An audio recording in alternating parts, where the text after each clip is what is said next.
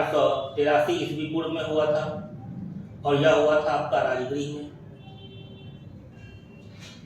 यह जो है आपका हुआ था कहां पर, तो राजगृह या फिर राजगीर में। ठीक है, लेकिन यहाँ पर जो आपसे सवाल पूछा जाता है कि किसके शासनकाल में हुआ था, तो यह हुआ था अजातशत्रु के शासनकाल में। यह हुआ था अजातशत्रु के शासनकाल में पहला बौद्ध संगति आयोजित किया गया। इसका जो अध्यक्ष था वह कौन था, तो इसके अध्यक्ष थे महाकश्यप। और इसी में आपने देखा कि दो पीटक, विनय पीटक और सुत्त पीटक की जो रचना है वह इसी में हुई है। इसी प्रथम बौद्ध संगति में सुत्त पीटक की रचना हुई है। ये चीजें स्पष्ट है। अब यहाँ पर ध्यान दीजिएगा कि यह जो विनय पीटक है, यह विनय पीटक बौद्ध भिक्षु भिक्षुणियों के लिए जो नियम थे, जो विधान थे, उसकी चर्चा इसमें है। तो उसकी चर्चा आपके विनय पीटक में है। सुत्त पीटक में जो है यह महात्मा बुद्ध के जो प्रवचन है, महात्मा बुद्ध ने जो जगह जगह प्रवचन दिए हैं, उसका संकलन जो है वह आपके सुत्त पीटक में है। इस सुत्त पीटक की जो रचना है वह रचना की है आनंद ने। महात्मा बुद्ध के जो शिष्य थे आनंद, उनके द्वारा इसे सुत्त पीटक की रचना की गई। यह जो सुत्त पीटक है इसके कुल 5 भाग हैं। सुत्त पीटक के कुल 5 भाग हैं और वह कौन कौन से हैं, तो आपने नाम सुना होगा दीर्घ निकाय, फिर आपने नाम सुना होगा मध्यम निकाय, उसके साथ साथ संयुक्त निकाय, चौथा जो है वह है अंगुत्तर निकाय और 5वां जो है वह है खुद्दक निकाय। ये सारी चीजें पहली बौद्ध संगति में हो चुकी थी। जो पहला बौद्ध संगति 483 बीसी में हुआ था उसमें ये सारे काम हो चुके थे।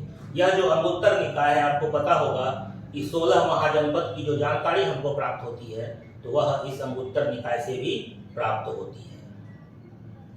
16 महाजनपद की जो जानकारी है वह इस अंगुत्तर निकाय से भी हमको प्राप्त होती है। अब जब हम दूसरे बौद्ध सम्मेलन की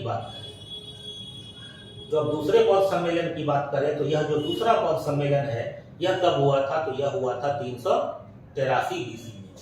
यह हुआ था 383 बीसी में। किसके काल में हुआ था, तो यह हुआ था कालाशोक के काल में। और यह कहां पर हुआ था, तो यह हुआ था वैशाली में। और इसके जो अध्यक्ष थे वह कौन थे, तो इसके अध्यक्ष थे सवाकामी। अब यहाँ पर एक चीज ध्यान रखिएगा कि बौद्ध धर्म में जो पहला विभाजन होता है वह इसी दूसरे बौद्ध सम्मेलन में होता है, इसी दूसरे बौद्ध संगति में हो जाता है। कौन कौन सा विभाजन होता है, तो वह होता है स्थविरवादी और महासांघिक। स्थविरवादी और महासंघिक, यह जो है यह 2 विभाजन बौद्ध धर्म में हो जाता है। यह दूसरे बौद्ध सम्मेलन में ही हो जाता है। ठीक है, यह जो स्थविरवादी है, इनके जो नेता थे, इनके जो अगुआ थे, उनका नाम था महाकच्चायन। महाकच्चायन के नेतृत्व में ही यह पहला विभाजन बौद्ध धर्म में हो गया। बौद्ध धर्म 2 भागों में बंट गया, स्थविरवादी और महासांघिक। फिर जब हम तीसरे बौद्ध सम्मेलन की बात करें, तो यह जो तीसरा बौद्ध सम्मेलन हुआ था यह हुआ था 251 बीसी में। किसके काल में, तो यह हुआ था अशोक के काल में। और यह कहां पर हुआ था, तो यह हुआ था पाटलिपुत्र में, यानी कि आज के पटना में इसका आयोजन किया गया था। इसके जो अध्यक्ष थे उनका नाम था मोगलीपुत्तिस।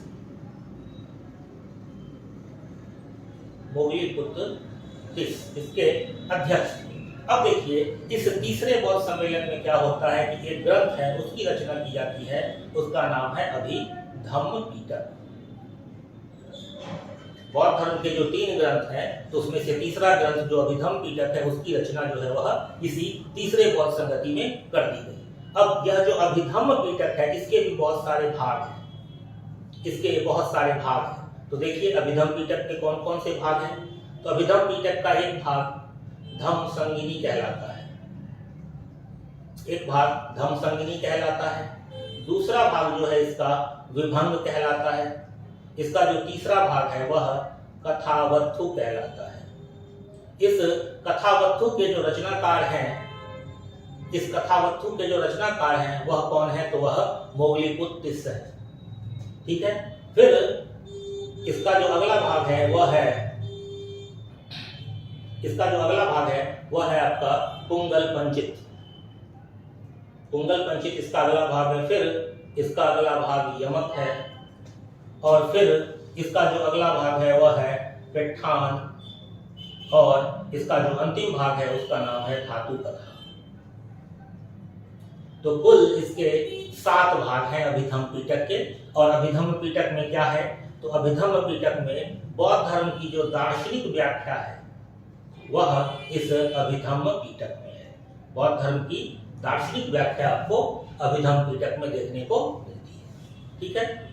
फिर जब हम अगले बौद्ध सम्मेलन की बात करें, क्योंकि कुल 4 बौद्ध सम्मेलन हुए हैं, तो जब हम चौथे बौद्ध सम्मेलन की बात करें तो यह कब हुआ था, तो यह हुआ था 1st सेंचुरी एडी में। यह हुआ था 1st सेंचुरी एडी में। कहां पर हुआ था, तो कश्मीर में। कश्मीर में भी कहां हुआ था, तो यह हुआ था कुंडलवन में। किसके शासनकाल में हुआ था, तो यह था कनिष्क के शासनकाल में। यह जो चतुर्थ बौद्ध सम्मेलन है वह किसके काल में था, तो यह था कनिष्क के काल में। और इसके जो अध्यक्ष थे वह कौन थे, तो वह थे वसुमित्र। यहाँ पर क्या होता है, यहाँ पर बौद्ध धर्म का फिर से विभाजन होता है, और यहाँ पर जो है बौद्ध धर्म वह हीनयान और महायान नामक शाखा में बढ़ जाता है। हीनयान और महायान नामक शाखा में यहाँ पर बौद्ध धर्म बढ़ जाता है। वास्तव में जो स्थविरवादी था, जो स्थविरवादी लोग थे वही हीनयानी कहलाए, और जो महासंघिक थे वही महायानी कहलाए। जो स्थविरवादी लोग थे वही हीनयानी कहलाए, और जो महासांघिक लोग थे वही महायानी कहलाए। तो यहाँ पर बौद्ध धर्म का दूसरा विभाजन हो जाता है। तो बौद्ध सम्मेलन से रिलेटेड जो कुछ महत्वपूर्ण पॉइंट थे, कुछ महत्वपूर्ण बिंदु थे जहाँ से आपको एग्जाम में सवाल पूछा जा सकता है, तो हमने उन सबको यहाँ पर देख लिया। चलिए अब आते हैं हम लोग अगले क्वेश्चन। अब आपके सामने अगला प्रश्न है कि किस गुप्त शासक ने अपने बड़े भाई की हत्या कर सत्ता प्राप्त की। आपके पास जो ऑप्शन है वह है श्रीगुप्त, समुद्रगुप्त, चंद्रगुप्त द्वितीय और स्कंदगुप्त। यहाँ पर जो हमारा सही उत्तर होगा वह सही उत्तर होगा चंद्रगुप्त द्वितीय। यह जो चंद्रगुप्त द्वितीय है, इसी ने अपने बड़े भाई रामगुप्त की हत्या करके गद्दी हत्या की थी। हालांकि इस बात का कोई हमारे पास ऐतिहासिक साक्ष्य नहीं है। इस बात की चर्चा सिर्फ साहित्यों में है, और साहित्य में खास करके जो विशाखदत्त की रचना